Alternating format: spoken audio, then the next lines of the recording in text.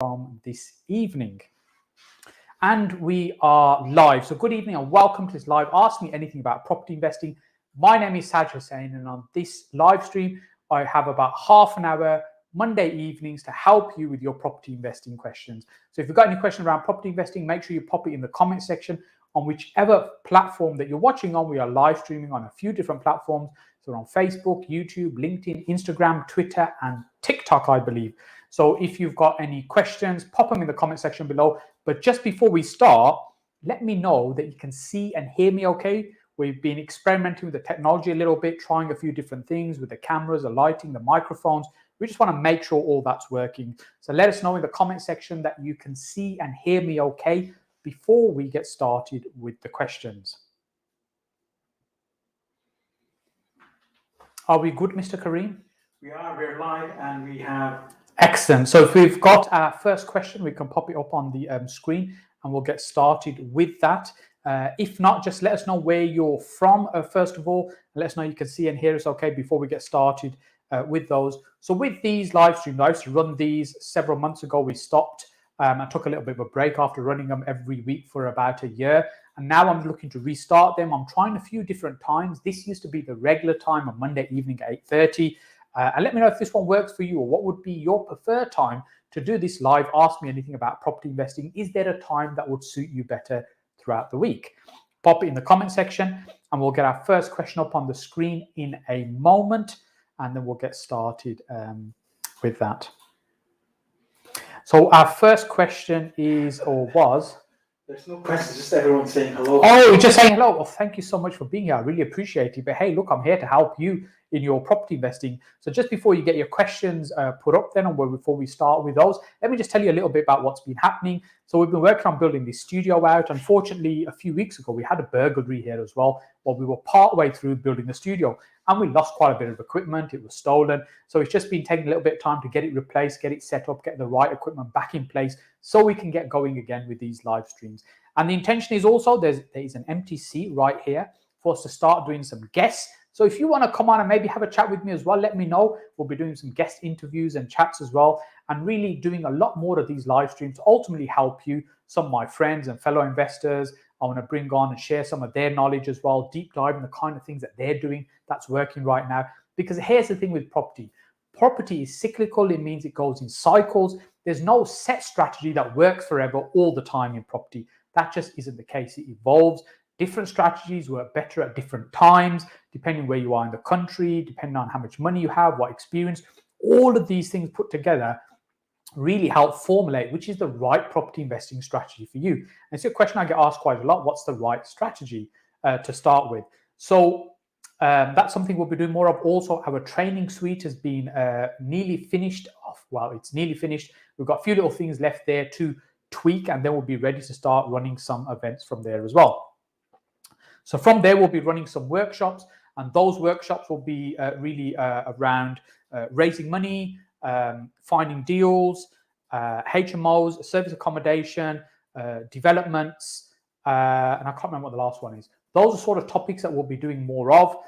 Creative deals, that's the other one. The kind of deals where you don't need to put much money down, such as lease options, assisted sales, rent to rent, those kind of strategies. So I'll be running lots of workshops on these things. And finally, before we jump into the questions, hopefully very soon we should be able to announce the restarting of the monthly property meet. This is where we used to do our monthly property meeting, where people used to come together, about 100 people every month, which was really sold out. Ever since we started doing it, every month we'd get sold out, and we'd have people coming together where we're learning from each other, we're networking, and also I'd bring great guest speakers on as well, sharing their knowledge. So that's what's happening right now. Let's get started into the questions. So if we bring the first question up on the screen, we'll get started with those. So the first one's on YouTube. This is Guy. Do I need a HMO license for service accommodation? Well, Guy, HMOs and service accommodation fall into two different categories. If you like, service accommodation is really a little bit like a hotel, essentially what you're doing, and HMOs are a different category. So you don't need a HMO license to run a service accommodation. However, many people get confused around what is it that you do need. And the very basics is you need to make sure that it's safe from a fire prevention point of view as well, which is primarily what a lot of the HMO regulations around houses are as well. In HMOs, we make sure we've got fire doors, fire alarms, emergency lighting, thumb turn door locks. All of these things are designed to really protect the people in the building if there was ever a fire. And in service accommodation, you'd be thinking about it in the same way. What can I do to make sure that people staying in the property are safe? So if you think about it, if you have ever stayed at a hotel, what sort of things do you see around you in terms of protecting you as an individual, as a guest that's staying there? So those are things to think about. And if you're unsure, what I would do is I'd get a fire safety report done. My mind is blank right now. Essentially, you get a fire safety specialist in to do a report for you, and they'd have a look at the property and the fire risk assessment. That's the words I was looking for. My mind went blank. You get a fire risk assessment done from a specialist who'd be able to go around, look at it, and say, look, here's the things that we recommend you should do to reduce the risk of a fire in the property. And if there ever was a fire, how to protect the people that are in the property. So I hope that helps. I hope that answers your question. Let's get the next question up on screen.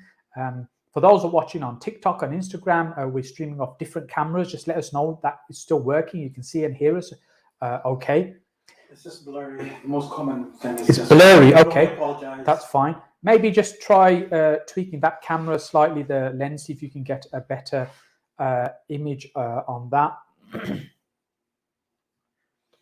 If not, don't worry. Oh, that looks okay. Maybe back a little bit where you were, other way. Yeah, I think that's fine. Let us know if that's improved the picture a little bit. We've got our superstar video man on the cameras here. So next question from Yasser on YouTube. Hi Saj, any comments in regards to what tax structure you use in regards to succession planning? I am an established landlord and my thoughts are now more towards inheritance tax planning.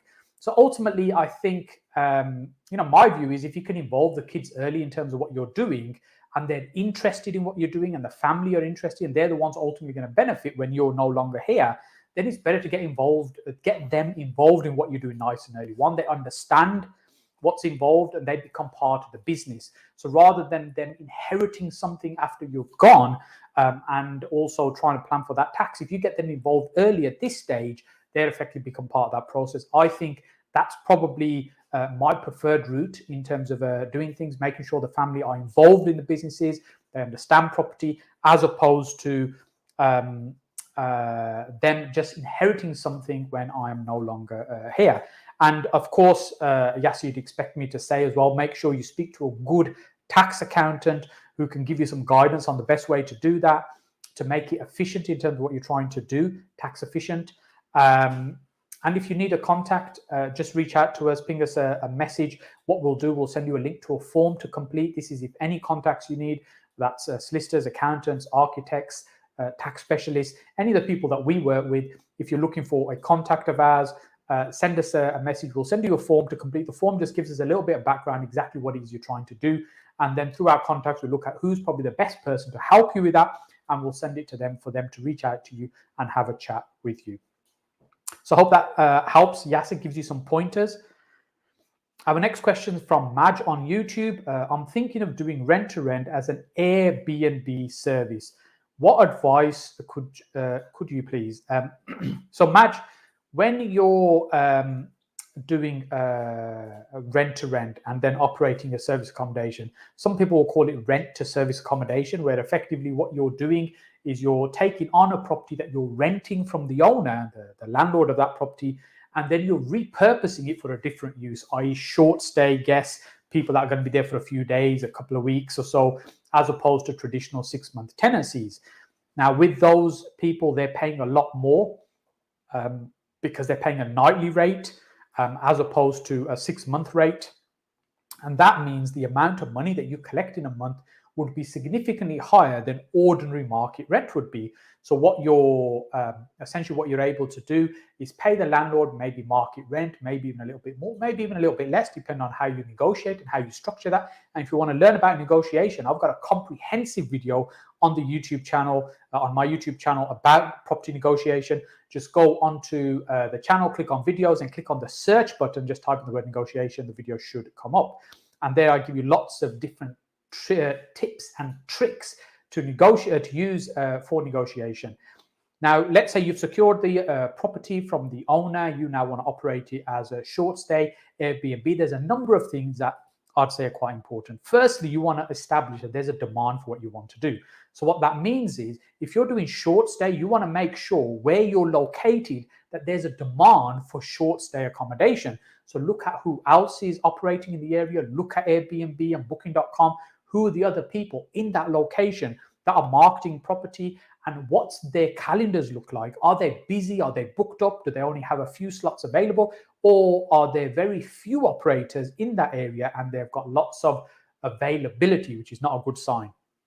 And also another good indicator is large hotels. If you've got large hotels nearby, then they've clearly spent a lot of time and money researching to ensure there's a demand before they build those type of properties.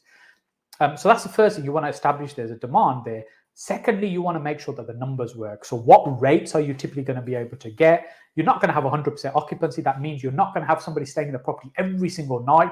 Typically around 80% is a good number to work towards. That means, only 80% of a typical month would be occupied. The other 20% would not be. So you wouldn't have income coming from there. Remember, your operating costs are generally going to be a lot higher than a normal property. You're paying the bills as well. You'll have changeover costs such as cleaning, soaps and things like this to consider as well that you'll have within the property. And so you've got to look at the true costs involved in operating a business like that. What income are you going to be able to generate? What are going to be your operational costs? Then, of course, what is it you agreed to pay the landlord? How much is it that you're going to be paying them? Or what's the difference? And are you ultimately making any money? And my view is when you're doing rent to rent, whether it's rent to HMO or rent to service accommodation, really should be aiming for at least £500 a month. Ideally £1,000, but it's not always possible to hit that £1,000 a month number. But at least £500, because there's a lot of work involved and you're taking a lot of risk on. So you only want to do this if you are going to be rewarded very well for your effort. So I'd aim for at least £500 there. Then, of course, the thing that is also important that many people tend to get wrong is make sure you've got the right contracts in place in terms of the arrangement between you and the landlord, then the contracts you have between you and the guests that's staying in the property.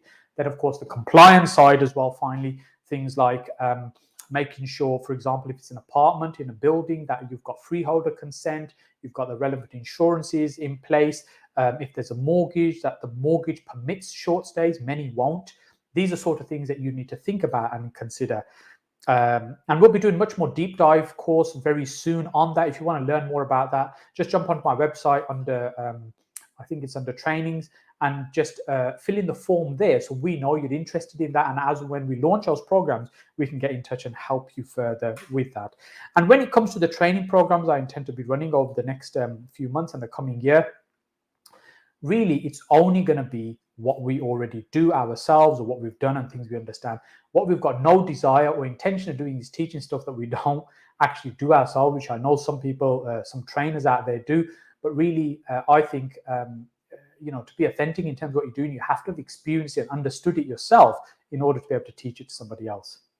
So thank you for that. Are we still good on TikTok and Instagram? Are we still streaming? Yep. Excellent. In fact, there's an Instagram question. Excellent. So we've got a question from Instagram. Khalid just put it up on the screen. From Hale. Hi, Saj. I have a garage. I have changed into a unit for a small shop, but put on for let for the first time. Do I have to apply for change of use from a garage to shop? If so, where do I do that? Yes, so if you've taken a garage, let's say, assuming the garage is part of, say, a family house, then that garage has no separate use of its own. It's part of the family house. And so what you need to do is apply for planning permission to change its use in order to be able to use it for another purpose. And if you're using it for, I think you said a shop, would that fall into the new Class E categories? And then within that, you can move it around into other things as well, should you need to. But really, what you need is either a very competent architect or maybe a planning consultant to help you if it's something maybe that's a little bit more challenging that you need. But ultimately, you need planning permission to be able to do that. If you've already created it, then before you let it out, I'd strongly recommend that you get somebody on board to help you with that. And again, if you need somebody to help you with that, just reach out to us for a contact and we'll see what we can do to connect you with somebody who can help you with that. So let's get our next question. King and Duck, what a great name on YouTube. Good evening. What's the best way to fund development projects when you do not have the funds yourself but good credit? Is development finance a good option? So development finance is actually quite interesting. On Saturday, we had our Inner Circle meeting. The Inner Circle is my private mentoring group, and we had a meeting on Saturday. One of the things we were talking about was development finance there.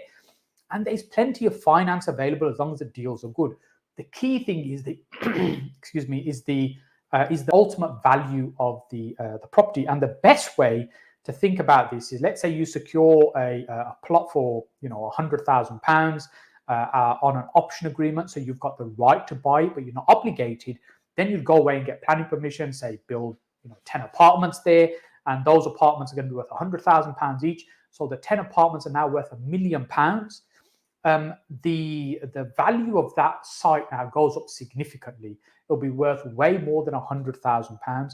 So what that means is that ultimately what you'll be able to do is be able to borrow, if not all the money, probably most of the money, to be able to acquire the site and start building out in that way, because you've added a tremendous amount of value through the planning uplift or the planning gain that you've had by taking it through planning. So if you are looking at sites that already have planning, then again, it's really based on the NGDV. Sometimes you do need to put some money in, but you don't need to put in a huge amount of money. So the recent completions that we did, where there were 4 detached houses, I think it's about 2.2 million was the NGDV, about 2.1. I didn't put any of our own money into it. It was all raised through investors and investor money that was used, and then development funding then to be able to build it out. So it's really the uplift that's important. So if I just maybe try and sketch this out here for you, let's say your building of 10 apartments.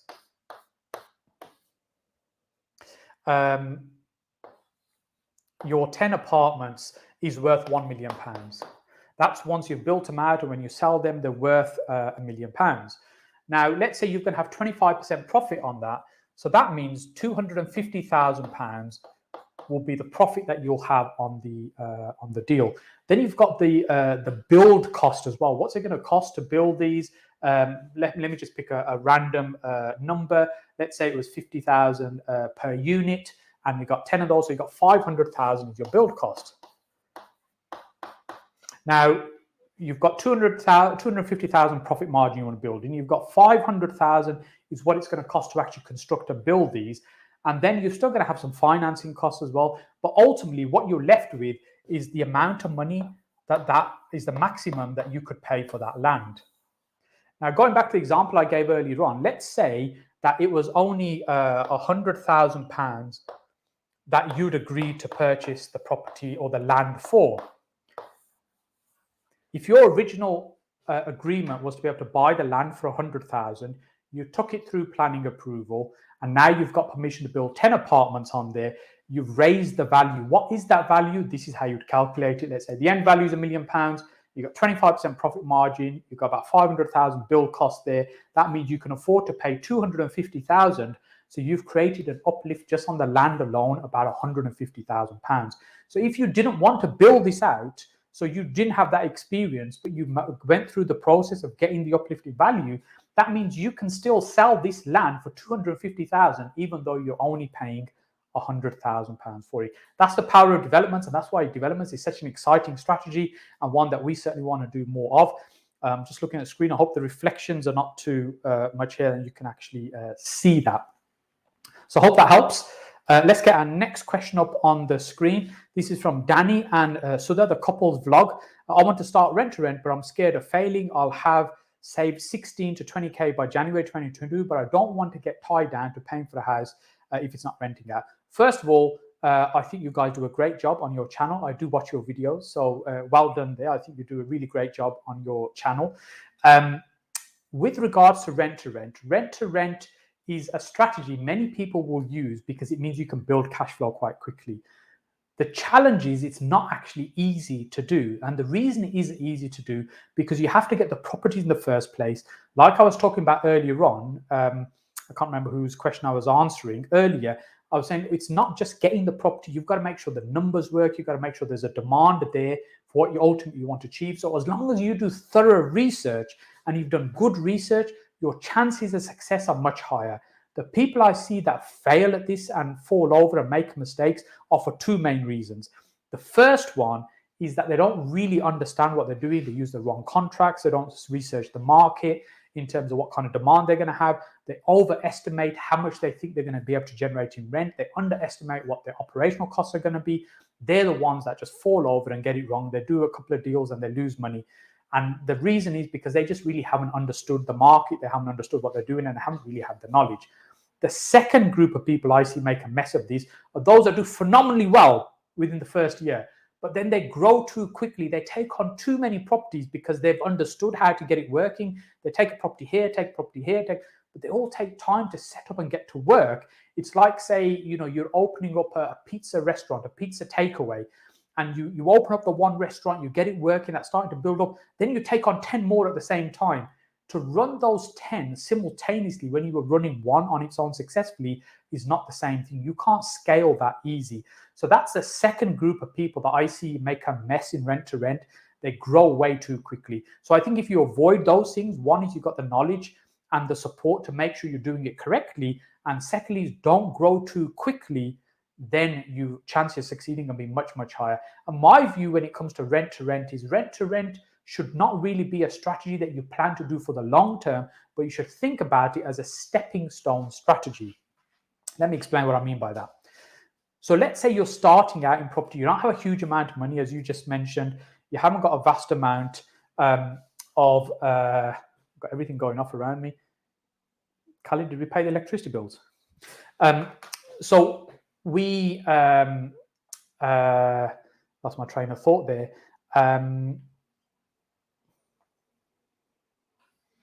We don't have a lot of money.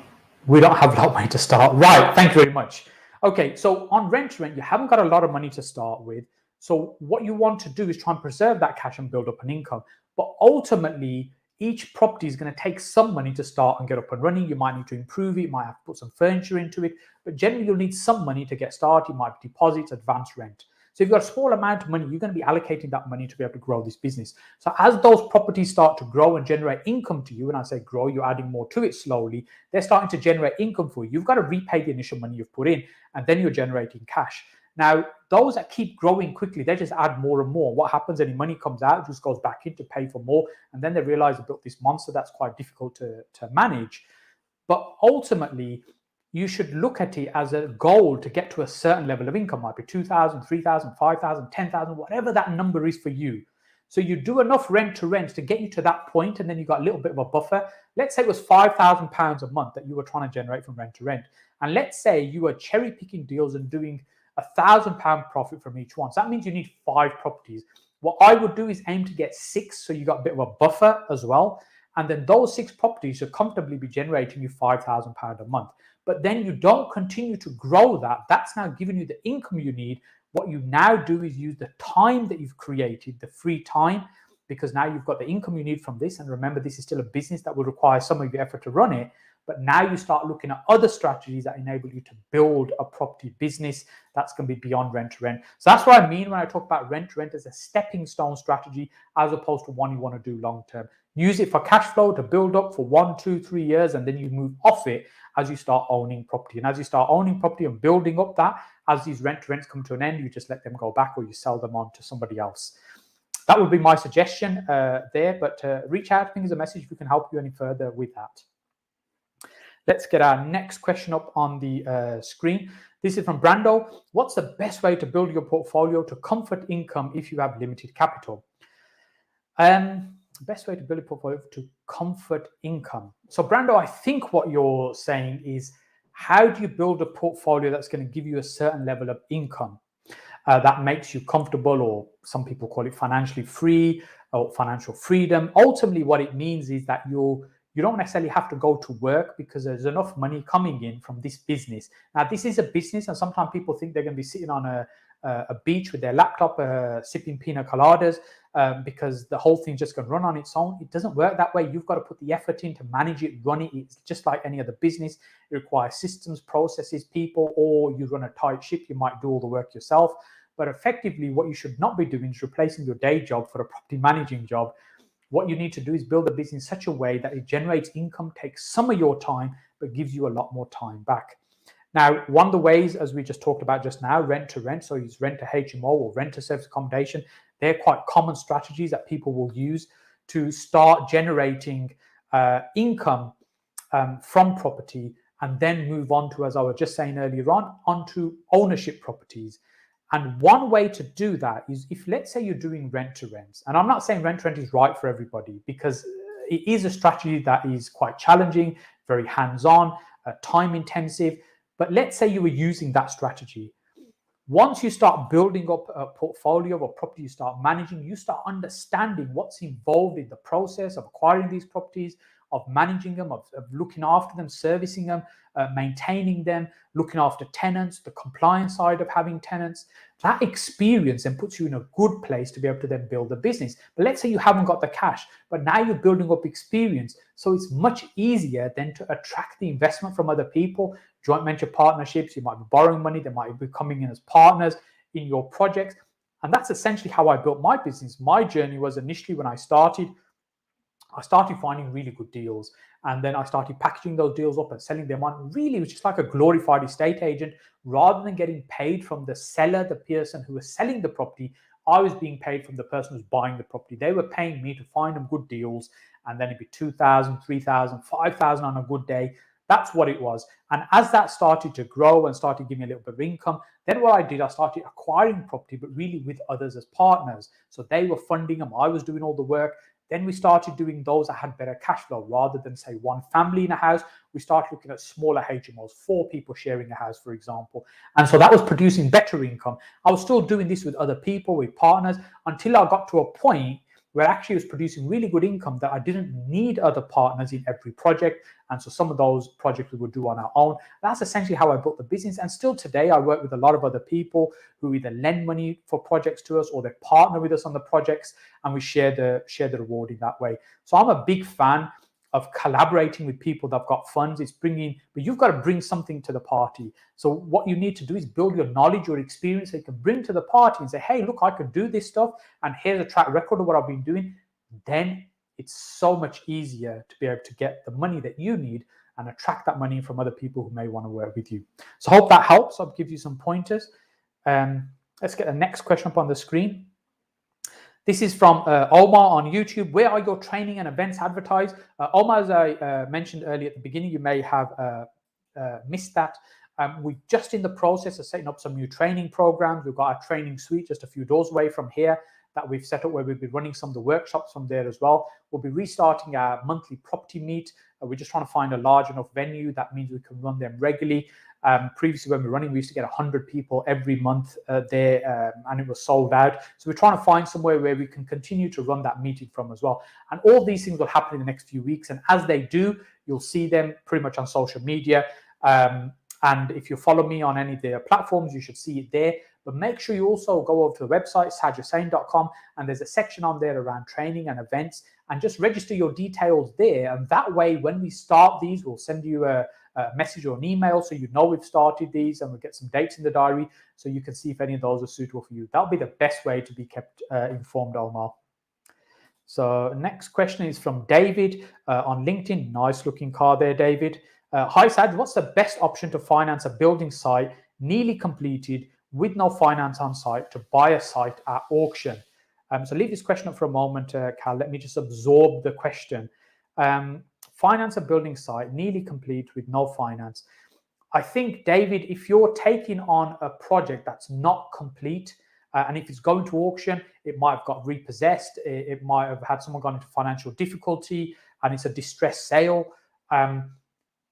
But the first thing I would say is you really need experienced and competent people around you to make sure they understand how much of the property is being built correctly and how much of the paperwork is correct. That's what building control, warranties, all these kind of things, to make sure that those things are correct because once you take the property on and you try and deal with some of them become quite challenging to deal with. But in terms of the financing side, if it's pretty much complete, when we look back at this model, if let's use the same example here. So it costs 500,000 to build. It's got 250,000 pound profit margin. That means the purchase and build cost is 750,000 with a sale value of 1 million. Let's say it's not fully complete. It needs another 100 grand spending to finish the project. So that means you can afford to pay 650 because you've got to spend another 100 to take it to the 750 to ensure you still got a developer's margin there as well. Now, if that is the case, you'd then be able to borrow money from development companies, from crowdfunding, from bridges. They would fund something like that because there's enough profit margin in it for them. They know that, there's, as long as you know what you're doing, which is what they'll want to see, which I'm not sure of your level of experience. But if you're experienced, then you should have no difficulty raising this kind of finance. If you're not, then I think the key thing is make sure you've got people with you, good quantity surveyors, builders, architects, people that understand this, that can make sure that you are protected in what you're doing. And then when your funders see they're part of your team, even if you've not got the experience, you surround yourself with the right skilled people, you should be able to raise a finance. And again, if you want to reach out to some of our contacts, just ping us a message. We'll send you a form to complete, just a basic form with some summary details so we understand the project, and then we'll send it to somebody we think might be able to help. They'll reach out to you. Hope that helps there, David. Next question's from Matthew on LinkedIn. I'm about to do my first JV on a HMO conversion. How would you structure the arrangement? Full funding in exchange for managing the whole process, rental and capital appreciation to be split 50-50. Does this seem reasonable? Matthew, that's exactly the way that I done many of my early joint ventures, and some I still do today. So just to elaborate a little bit on that, what that means is, what I would do is I'd use my time, skill, and experience to find the fantastic investment opportunities, and then I'd partner with somebody to fund them. So I'd find the project that we can turn into a HMO. We've got the experience. We've done many of these before. So it means we can find the right type of property that we need, the donor property, to be able to create what we want. We've got the experience to take it through the process and create what we want. We know how to run, operate, and manage these type of properties. So what I look for is a partner to come in and bring all the money in. They bring the money to be able to purchase it, renovate it, get it up and running, and then we share the profit. What's the profit? Well, it's the rental profit that we'll make each month, and also the equity that we create. So let's say, for argument's sake, let's say we buy something at 250,000, we spend 100,000 on it, it takes us to 350,000. Let's say the end value is 400,000. That means we've tied up 350,000, but we've got 100,000 of equity that we've created. It's not cash that we can take out, but it's equity in the project. So what we do, we co-own that 50% each. That means 50% of that equity is ours, 50,000, and 50,000 is the investors. So the equity that we create, we share, and the cash flow monthly profit, the rental profit, we also share. So that, I think that's a fairly standard way of doing it. There's many different ways to structure it. There's no right or wrong. Ultimately, it's about what works for all the people involved, what they want, what their outcome and objectives are. And if you can satisfy those, you understand what you're doing with the property, you've got the experience, and you've got the confidence to be able to deliver it, and the investor's got the confidence in you that you can deliver it, then hey, I think that's a great way to do it. As I said, that's how we tend to structure many of our deals. How are we doing for time, Cal? We are on the last question. So the last question for this evening is Hussain on YouTube. Hi, Saj, I'm looking to buy a 3-bed house, then converting to a HMO. How do I do this when I finance a property? Do I go for buy-to-let or HMO mortgage? So there's a lot more questions, Hussain, I'd probably need to ask to understand the circumstances properly in order to give you a proper answer. But I'm going to make some assumptions just to try and help other people watching as well. So when you purchase a property, assuming you're not in what's called an Article 4 area, i.e. you're not restricted in taking a family house and turning it into a HMO, where in some places you are, that's called Article 4. Let's say you're not in one of those areas. That means you can take a family house, you turn it into a 4, 5, or 6-person HMO, and you don't need planning permission to do that. And then you can operate it on that way. You probably have a HMO license to apply for, which are 2 separate things, the planning and the licensing. property, so you can get operational and run that way. Now, in terms of financing, buy to let is not the right way to do it, because a buy to let mortgage is generally for a single family. And when you apply for your HMO license, on part of the license applications, they'll ask you about who else has an interest in the property, i.e. your lender, your mortgage provider, and they will contact them as well to let them know that the property is being converted to a HMO. So it's important that you're transparent from the beginning with the people that are involved, i.e. your lenders. Now, if a property is a family house and you're going to convert it to a HMO, then you can't get a HMO mortgage because it's not actually a HMO. So now you're in a catch-22 situation. You can't use a buy-to-let mortgage to purchase it. You can't use a HMO mortgage to purchase it because it's neither of those things right now. It's a family house in the process of being converted. So sometimes people use bridging finance. Often what we do, we use investor cash, investor money, just as I was talking about earlier on, and we buy for cash. And then we convert the property so we don't have any issues around breaching any mortgage terms or lender's terms. Once the property's been converted and operational, up and running, then we refinance, i.e. we remortgage that property in order to repay the investor their funds. But you could use bridging finance as well, or private money to do it that way. There are probably some specialist products, and if you want a good broker to be able to help you, again, just ping us a message, reach out to us, and we'll see if we can try and connect you with somebody that can help with that. Oh, we've got another question that's been sneaked in as the last question before we finish. This is James on YouTube. Hi, Saj, could you tell me about your mentoring programs? How involved are the mentors and how long does the mentoring process last for each level? Great work, by the way. Thank you. That's a great question, James. So the mentoring program that I run it's run by me. So I'm the one that supports and guides people. I have some people around me that help and support the mentees, but primarily I'm your guide and support through a period of 12 months. And at the beginning, really, it's about getting clarity around a strategy, which is some of the things we've been talking about this evening. Sometimes people don't know what's the right strategy for them to use. So we nail down a strategy and effectively a blueprint or a roadmap, if you like, of what it is that you're going to do over the next 12 months, what things you need to be doing. And then really over the next 12 months, my job is to support you in implementing that plan, that strategy, and to be able to get the results. Now, with mentoring, it's really about support as opposed to knowledge building. Yes, there's still some knowledge I'm imparting and filling gaps and kind of helping you with things, because my job is to ensure that you succeed. That's my sole objective. But we also then bundle that with some of the training programs that we're putting together, which means that you get the knowledge and the support, because the knowledge on its own is not enough often to get the result. For some people it is, for many it isn't. They might understand how to do something, but they want the support and the reassurance and the accountability, knowing somebody's there helping them and supporting them, pushing them through. And so that's essentially our mentoring program. It's called the Inner Circle program, and we have 3 levels. The first level is a startup. Startup is those that are literally that brand new, starting up in property, that haven't got any historic experience of property. And then we've got the speed up level. The speed up level are those that are more experienced and maybe been doing this for 1 or 2, 3 years, or they're at a point in their life they really just want to kind of push forward and be able to grow this into a bigger thing.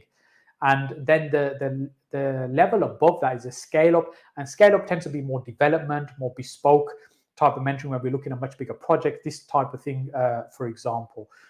So hope that helps. That gives you a bit of an overview. If you want to learn more about that, just reach out to us, ping us a message. We can arrange a call and have a chat and let you know more about that. I'll answer any questions you might have. Thank you, James. So that just leaves me to say thank you so much for spending your Monday evening with me. I really appreciate it. And I'm only here because you're here, because, hey, let's face it, if you weren't here this evening, it'd be a bit lonely just talking to a camera. So I really appreciate you giving up your evening to be here with me. Hopefully you find it useful. Think of who else should have been here this evening, who could have benefited from watching and learning from this as well, and maybe share this video with them so they can be on in time for next Monday's live Q&A, which is at Monday at 8:30 p.m. So thank you all so much, and I look forward to seeing you back here very soon.